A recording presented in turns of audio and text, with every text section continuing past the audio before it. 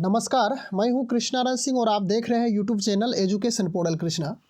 बिहार विद्यालय विशेष शिक्षक नियमावली 2023 के परिप्रेक्ष्य में जो नियोजित शिक्षकों की सक्षमता परीक्षा के लिए आवश्यक निर्देश यानी कि मार्गदर्शिका पिछले दिन वायरल हुई थी, उसी से मिलता जुलता यानी कि वह जो वायरल पत्र था उसी से मिलता जुलता अब यहाँ पे फाइनली बिहार सरकार शिक्षा विभाग के द्वारा जारी कर दिया गया है। आज की तिथि में यानी कि 23/1/2024 की तिथि में यह मार्गदर्शिका अब फाइनल होकर के आ चुका है। इसमें क्या क्या महत्वपूर्ण बातें अंकित की गई है, क्या चीज़ बदलाव किया गया है पहले वाले से, जो कि वायरल नियमावली थी, वायरल मार्गदर्शिका थी, और यह जो वास्तविक है, एक्चुअल है, इसमें क्या क्या उससे इसमें परिवर्तन किया गया है उसको देखेंगे। खास परिवर्तन नहीं है, कुछ परिवर्तन को छोड़ दिया जाए तो वही सारे नियम तरीके इसमें भी अंकित किए गए हैं। इसमें हम लोग आज अध्ययन करेंगे कि यह जो सक्षमता परीक्षा होगी कितने अंकों की होगी, प्रश्न कैसा होगा, निगेटिव मार्किंग होगी या नहीं होगी, पाठ्यक्रम कैसा होगा, परीक्षा शुल्क क्या है, क्वालिफाइंग मार्क्स क्या है। जब आप ऑनलाइन फॉर्म फिलअप करेंगे इस परीक्षा के लिए तो आपको क्या क्या आवश्यक डॉक्यूमेंट्स की ज़रूरत होगी और परीक्षा कब होगी, कब से इसका विज्ञापन जारी किया जाएगा, सभी बिंदुओं पे चर्चा करेंगे। जहाँ पे आवश्यकता होगी हम लोग एक्सप्लेन करेंगे, अन्यथा हम लोग इस पत्र को जो महत्वपूर्ण बातें हैं उसका अध्ययन करते हुए निकल जाएंगे। तो यहाँ पे आप स्पष्ट रूप से देख रहे हैं बिहार सरकार शिक्षा विभाग, उसके बाद वही लाइन दी हुई है, बिहार विद्यालय विशेष शिक्षक नियमावली 2023 के नियम 4 के परिप्रेक्ष्य में शिक्षकों के यानी कि जो नियोजित शिक्षक है सक्षमता परीक्षा हेतु मार्गदर्शिका यानी कि गाइडलाइंस है। यह सब बातें पृष्ठभूमि दी हुई है, यह महत्वपूर्ण नहीं है, इसे आप पढ़ लेंगे सावधानीपूर्वक। वीडियो रोक करके हम आगे बढ़ते हैं। यहाँ पे स्ट्रक्चर के बारे में बताया गया है, संरचना के बारे में बताया गया, यही बातें वह जो वायरल पत्र था उसमें भी बातें कही गई थी। तो स्ट्रक्चर में यहाँ पे है कि सक्षमता परीक्षा के प्रश्न बहुविकल्पीय होंगे, यानी कि MCQ टाइप का क्वेश्चन होगा, वस्तुनिष्ठ प्रश्न होगा, मल्टीपल चॉइस क्वेश्चन होगा। एक प्रश्न रहेगा दिया हुआ, उसमें 4 ऑप्शन रहेंगे, उस चारों ऑप्शन में एक ऑप्शन आपका सटीक होगा उस प्रश्न के लिए, यानी ऐसा ही प्रश्न पूछा जाएगा। इसके बाद है प्रत्येक प्रश्न 1 अंक का होगा, यानी हर प्रश्न 1 अंक स्तरीय होगा, निगेटिव मार्किंग नहीं होगी। तो निगेटिव मार्किंग के बारे में आप समझ चुके हैं, फिर से मैं इसे थोड़ा सा एक्सप्लेन करना चाहूँगा, क्योंकि निगेटिव मार्किंग के बारे में हर लोग अभी हाल फिलहाल जो शिक्षा विभाग से जुड़े हैं या तो फिर जो विद्यार्थी हैं सभी को इसके बारे में जानकारी है। निगेटिव मार्किंग होती क्या है कि यदि आप एक प्रश्न गलत किए, उसके बाद इस तरह से गलती की संख्या आपके पास यदि 4 प्रश्न की हो गई तो आपका जो एक सही उत्तर है उसमें से 1 अंक काट लिया जाएगा, यानी कि यह जो 0.25 की व्यवस्था, इसके आधार पे हम लोगों ने यहाँ पे चर्चा की। लेकिन यह जो सक्षमता परीक्षा होगी इसमें निगेटिव मार्किंग नहीं होगी। कुल प्रश्न की संख्या 150 है, हम लोग पीछे अध्ययन कर चुके थे, पीछे जो वायरल पत्र था उसमें देखे थे, कुल प्रश्न की संख्या 150 होगी। तो इस प्रकार से जब आप इस परीक्षा में बैठेंगे तो 150 प्रश्न को तेज़ी से तेज़ी यानी कि जो समय निर्धारित किया गया है, समय की भी चर्चा आगे करेंगे, जो समय था उस पत्र में यही यहाँ भी समय निर्धारित किया गया है। तो 150 प्रश्न है, 1 अंक का होगा, प्रत्येक प्रश्न का मान 1 होगा, और कोई भी प्रश्न इस परीक्षा में जब आप बैठेंगे तो छूटना नहीं चाहिए, क्योंकि नेगेटिव है नहीं मार्किंग, इसलिए सभी प्रश्न को आप टच करेंगे और तभी संभावनाएं, तभी पॉसिबिलिटी बनेगी कि आप इस परीक्षा में पास हो जाएंगे। इसके बाद आगे है इसका, देखिए परीक्षा का विषय। तो राज्य के प्राथमिक, मध्य माध्यमिक, उच्च माध्यमिक कक्षाओं के लिए निर्धारित पाठ्यक्रम अनुसार पढ़ाए जाने वाले सभी विषय। कहने का अर्थ हो गया कि यदि आप प्राथमिक स्तर में 1 to 5 में जो विषय चला, फिर मिडिल में यानी कि मध्य में, मिडिल स्कूल 6 to 8 की बात की गई है। उसके बाद माध्यमिक के लिए, तो माध्यमिक के लिए यानी कि जो मैट्रिक की परीक्षा होगी उसमें जितने भी विषय हैं। फिर उच्च माध्यमिक कक्षाओं के लिए यानी कि राज्य के प्राथमिक, मध्य माध्यमिक, उच्च माध्यमिक कक्षाओं के लिए निर्धारित पाठ्यक्रम अनुसार पढ़ाए जाने वाले सभी विषय यानी कि जो विषय प्रथम से लेकर के 10+2 तक के विषय चलते हैं, हर विषय से क्वेश्चन पूछे जाएंगे, यही यहाँ पे स्पष्ट किया गया है। इसके बाद हम लोग पाठ्यक्रम को देख लें तो पाठ्यक्रम में यहाँ स्पष्ट किया गया है कि बिहार लोक सेवा आयोग द्वारा आयोजित यानी कि बीपीएससी के आधार पे जिस अनुसार से उनका जो सिलेबस रखा गया था TRE 1 और TRE 2 में जो सिलेबस था उसी के आधार पर निर्धारित पाठ्यक्रम होगा। अब यहाँ पे सोचने वाली बात है कि बिहार लोक सेवा आयोग द्वारा आपका सिलेबस निर्धारित किया गया है और परीक्षा ली जाएगी बिहार विद्यालय परीक्षा समिति के द्वारा। तो उसमें TRE 1 और TRE 2 में जैसा सिलेबस था उसी सिलेबस यह भी सक्षमता परीक्षा में टच किया जाएगा। हालांकि इस पे बातें की जा रही थी कि प्रश्न का स्तर, प्रश्न का जो प्रारूप होगा, उसका जो लेवल होगा वह ज़्यादा हाई नहीं होगा, एक प्रकार की जो सामान्य परीक्षा होती है वैसे ही ली जाएगी। लेकिन ऐसी बात यहाँ पे नहीं है। TRE 1 और TRE 2 में जो सिलेबस है उसी के आधार पर प्रश्न पूछे जाएंगे। तो यहाँ पे हम लोग यदि बात करें 1 to 5 की जो सिलेबस TRE 1 में रखा गया था तो उसमें लगभग हर पॉइंट, हर टॉपिक को छुआ गया था, यानी कि उससे लिया गया था। तो सबसे पहले हम लोग यहाँ पे देख लें कि प्रारंभिक गणित 1 to 5 यानी कि TRE 1 की जो सिलेबस था उसके बारे में बोल रहे हैं। प्रारंभिक गणित रखा गया था, उसके बाद आपका मानसिक योग्यता जांच, इससे भी प्रश्न यानी कि यह भी सिलेबस था। फिर उसके बाद सामान्य अध्ययन इससे भी प्रश्न पूछे जाएंगे। फिर सामान्य विज्ञान इससे भी प्रश्न पूछे जाएंगे। भारतीय राष्ट्रीय आंदोलन, भूगोल और इसके साथ साथ पर्यावरण से भी प्रश्न रहेगा। यह 1 to 5 के सिलेबस की बात की है। उसके बाद आप 6 to 8 का क्या सिलेबस है उसको देख लेंगे। उसके बाद जो मैट्रिक स्तर का है यानी कि माध्यमिक, फिर उच्च माध्यमिक का, उसका सिलेबस अलग अलग होगा, यानी कि वही सिलेबस जो BPSC के द्वारा निर्धारित किया गया है, इसमें भी पूछे जाएंगे। अब यहाँ पर कुछ प्रश्न पत्र पैटर्न, यह नई बातें इसमें डाली गई है। जो वायरल हो रही थी मार्गदर्शिका उसमें यह बातें नहीं की गई थी। तो यहाँ का जो प्रश्न पत्र प्रारूप है 1 to 5 के अध्यापक के लिए, यहाँ पे अध्यापक 1 to 5 के अध्यापकों के लिए अध्यापक यहाँ पे लिखा गया है। विशिष्ट शिक्षक बात की जा रही थी, लेकिन यहाँ पे अध्यापक की चर्चा की गई है, तो इस पे स्पष्टता होगी कि 1 to 5 या तो 6 to 8 या तो फिर 9 to 10 या 11 to 12 के लिए अध्यापक ही कहलाएंगे, या तो फिर विशिष्ट शिक्षक कहलाएंगे, या तो हम लोग अंत में या तो फिर आने वाले समय में इसको क्लियर कर पाएंगे। फिलहाल अभी 1 to 5 के जो अध्यापक है उसके लिए 150 प्रश्नों की संख्या होगी और प्रश्न का जो वितरण होगा, प्रश्न का जो स्ट्रक्चर होगा इस प्रकार से। भाषा से 30 प्रश्न पूछे जाएंगे।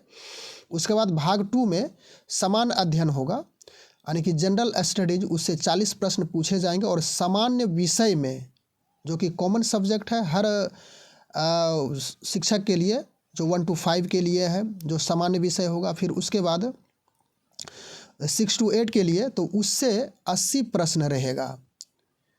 तो इसी प्रकार से 6 to 8 के अध्यापक के लिए 150 प्रश्नों की संख्या होगी। इसमें भाषा के लिए 30, फिर सामान्य अध्ययन के लिए 40 और संबंधित विषय।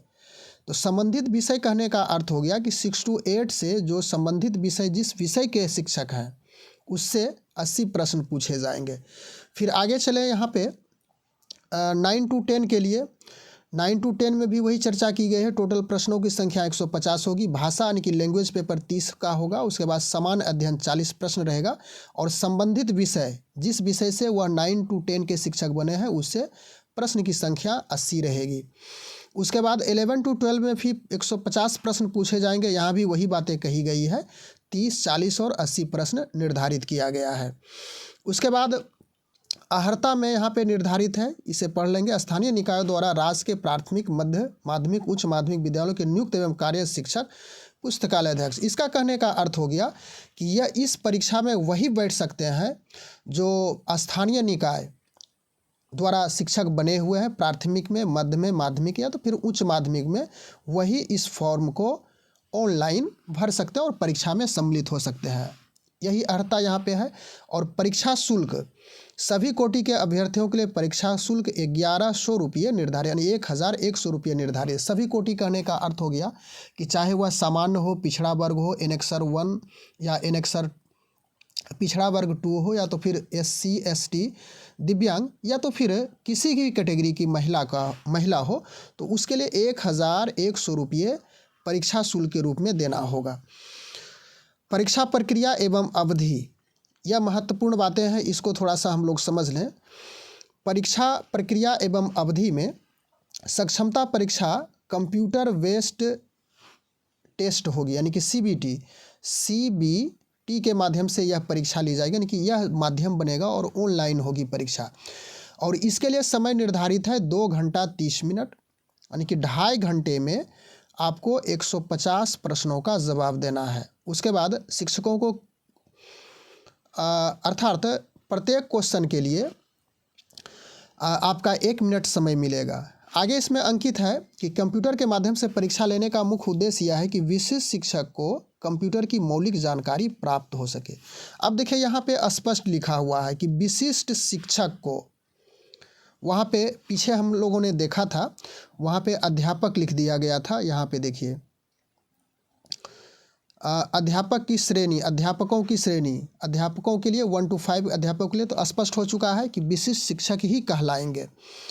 तो यहाँ पे बातें लिखी गई है कि CBT के माध्यम से लेने का मुख्य उद्देश्य है, मुख्य पर्पस है कि उन्हें विशिष्ट शिक्षक को कंप्यूटर का जो बेसिक, जो फंडामेंटल जानकारी है वह प्राप्त हो जाए।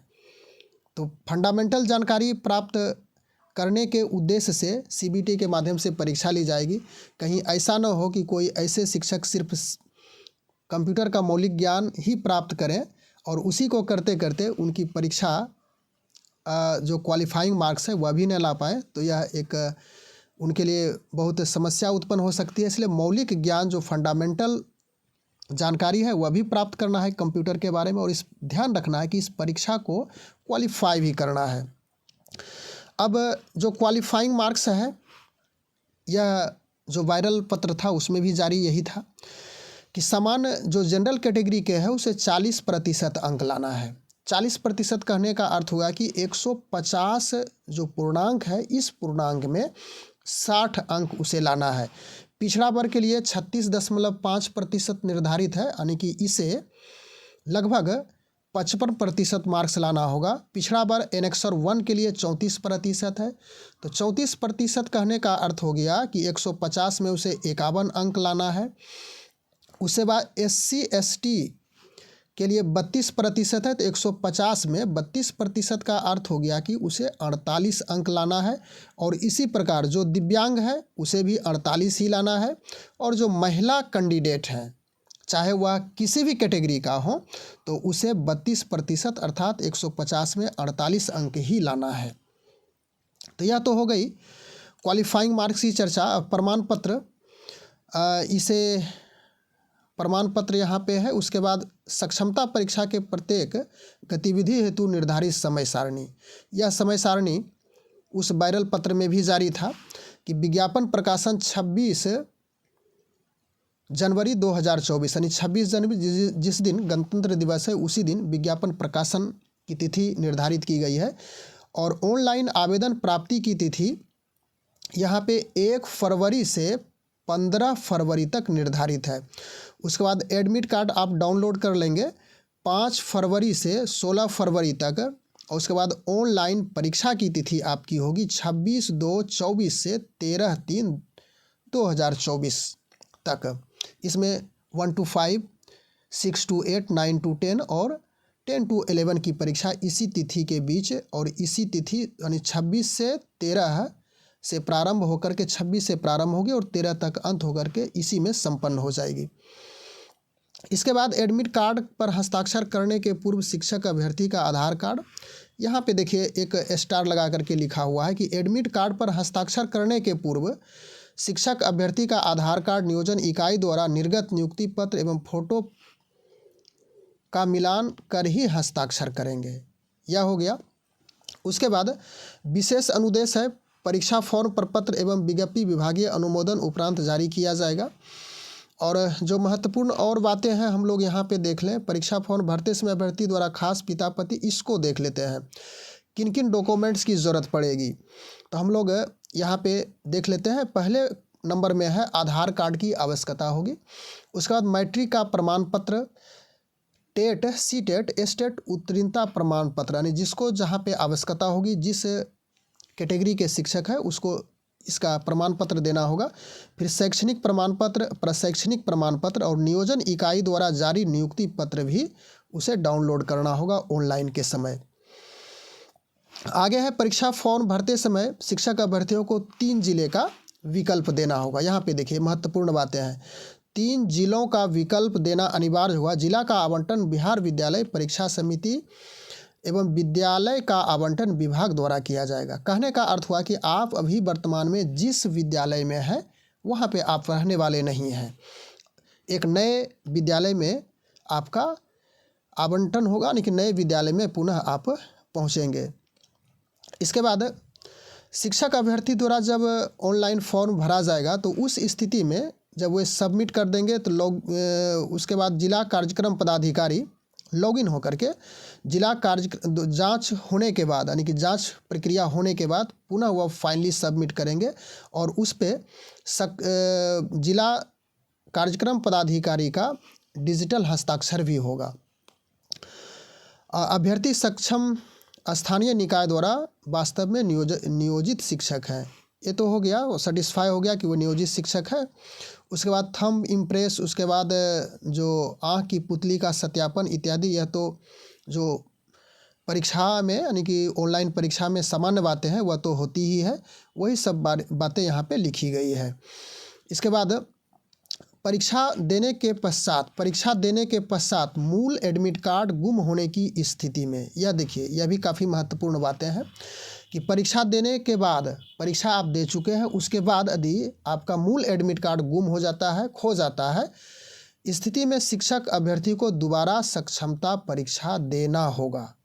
कहने का अर्थ हुआ कि एक बार आपने परीक्षा दिया, 3 चांस का मौका है, एक बार आपने परीक्षा दिया और परीक्षा देने के बाद आपका एडमिट कार्ड गायब हो गया तो वह आपका चांस ख़त्म हो गया। आपको दूसरे चांस में पुनः सक्षमता परीक्षा देना होगा और उसके बाद आप एडमिट कार्ड को सही फिर भी नहीं रख पाए, गुम हो गया, तो उसमें भी आपका चांस गया। यानी कि आप समझ गए होंगे बातों को कि एडमिट कार्ड को भली भांति आपको सहेज करके रखना है। उसके बाद यहाँ पे है कि वैसे अभ्यर्थी जिन्हें सक्षमता परीक्षा देनी है, ऑनलाइन परीक्षा हेतु कंप्यूटर पर आवश्यक प्रैक्टिस करने की सलाह दी जाती है। यह प्रैक्टिस नज़दीकी विद्यालय के ICT लैब में संध्या 5 बजे के बाद अथवा नज़दीकी प्राथमिक शिक्षण संस्थान एवं महाविद्यालय में संध्या 7:30 बजे से 9:30 बजे तक की जा सकेगी। शिक्षक अभ्यर्थी चाहे तो अपनी सुविधानुसार निजी कंप्यूटर संस्थान में भी प्रैक्टिस कर सकते हैं। तो ये तो कोई बात नहीं है, यदि कहा भी जाएगा या नहीं भी कहा जाएगा तो अभ्यर्थी जिनको कंप्यूटर का ज्ञान नहीं है वो निश्चित रूप से कंप्यूटर में प्रैक्टिस करेंगे और प्रैक्टिस करके उसके बाद फिर परीक्षा को सफल करने का प्रयास करेंगे। इसके बाद आगे क्या बातें हैं इसे आप देख लेंगे। और जो महत्वपूर्ण बातें हैं सबसे नीचे यह है, जो वायरल पत्र था यही नहीं दिया गया था। निदेशक माध्यमिक शिक्षा विभाग बिहार पटना, यहाँ पे देखिए साइन किया हुआ है और यह है 23/1/2024 की तिथि में, यानी कि आज ही पत्र यह जारी किया गया है। तो इस प्रकार से इस वीडियो के माध्यम से हम लोग जो बातें वायरल हुई थी सक्षमता परीक्षा के लिए आवश्यक मार्गदर्शिका, तो वही सारी बातें यहाँ भी अंकित की गई है। कुछ बातें जो कि उसमें नहीं थी यहाँ पे ऐड किया गया है और वह बातें हम लोग समझ चुके थे, उसकी भी चर्चा किए थे। यानी कि यह जो था यहाँ पे देखिए, यह जो पुनः हमने लाया कि सक्षमता परीक्षा के लिए जो यह प्रश्न का वितरण है और प्रश्नों की संख्या है उसमें नहीं था, लेकिन यहाँ पे डाला गया है। तो अब इस बात से हम लोग सेटिस्फाई हो चुके हैं कि परीक्षा की जो निर्धारित तिथि है उसी तिथि में होकर की रहेगी। इस वीडियो के माध्यम से हम लोग बस इतनी ही जानकारी इकट्ठा करने के लिए उपस्थित हुए थे। यदि विशेष रूप से इस के बारे में यानी यह जो मार्गदर्शिका है इसके बारे में अध्ययन करना चाहते हो तो आप इसको ध्यानपूर्वक पत्र रोक करके या तो फिर आपके पास अवेलेबल भी हो गया होगा आसानी से करके उसके बाद परीक्षा की तैयारी में जुड़ जाएं। बस आज के वीडियो में इतना ही। Thanks for watching. Good bye.